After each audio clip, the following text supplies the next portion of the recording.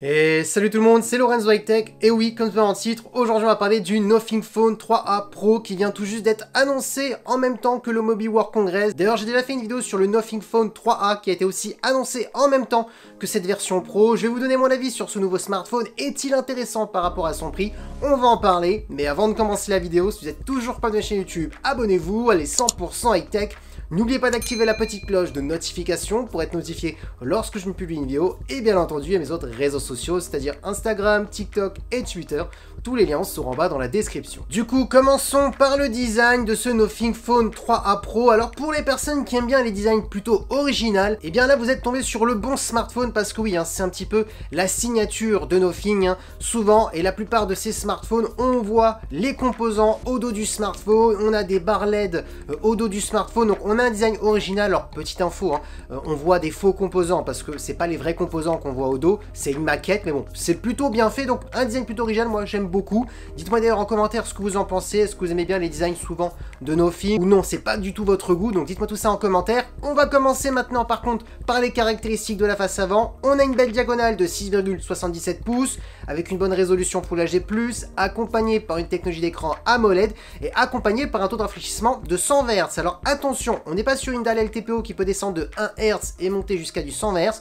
Par contre, vraiment ce qui est un bon point sur ce smartphone, c'est quand même qu'on est sur une dalle qui permet de descendre de 30 Hz et monter jusqu'à 120 Hz. Donc on n'est pas non plus sur un 120 Hz classique qu'on peut retrouver souvent sur des smartphones milieu de gamme où on est bloqué à du 60 Hz si on peut monter jusqu'à max 120. Là on peut descendre jusqu'à 30 Hz et donc du coup ce smartphone va mieux s'adapter à votre utilisation et moins consommer d'énergie. Donc ça c'est vraiment le bon point qu'il faut noter sur ce Nothing 3A Pro. Ensuite au niveau de la luminosité, c'est plutôt un bon point parce que la marque a annoncé un crête de 3000 nits, donc c'est plutôt pas mal. Et en général on est plutôt sur du 1300 nits en utilisation normale, donc on est sur un écran lumineux.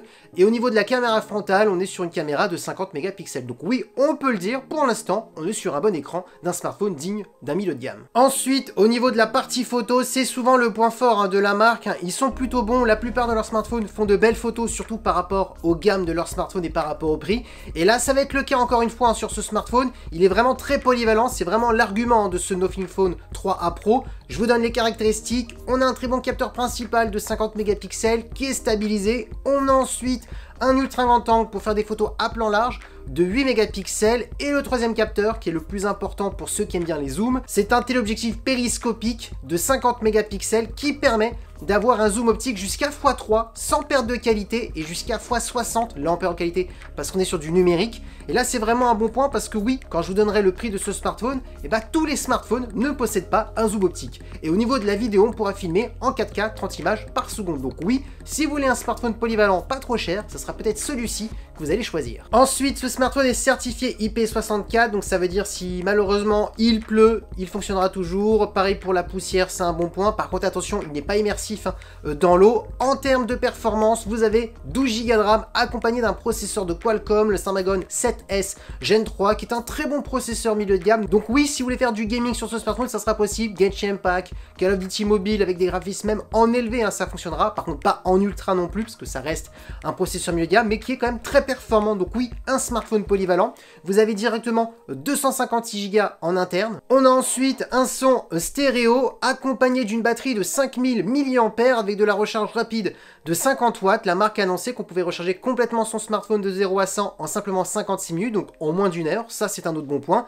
Et en termes de connectivité, on est sur du Bluetooth 5.4 et de la Wi-Fi 6. Et oui, maintenant vous voulez le prix, eh bien ce smartphone est annoncé au tarif de 479 €. Il n'y a qu'une seule version, 256 Go, 12 Go de RAM, donc voilà, il n'y a pas d'autre version. Donc pour le tarif, ce qu'il faut vraiment noter, c'est vraiment la partie photo, sa polyvalence, capteur principal, ultra grand angle, le téléobjectif périscopique qui permet vraiment d'avoir un zoom optique jusqu'à x3. Il y en a très peu à ce tarif qui a une belle fiche technique comme ça, qui est plutôt polyvalent et notamment au niveau du zoom, donc ça c'est vraiment le bon point.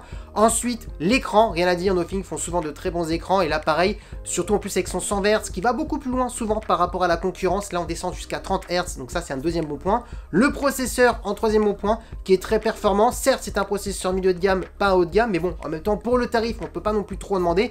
Et surtout quand on regarde bien le smartphone, il est plutôt bien équilibré. Pareil au niveau de la batterie, on n'est pas sur une recharge ultra rapide en 30 minutes, mais quand même en 56 minutes, ça reste moins d'une heure, ça reste un bon point.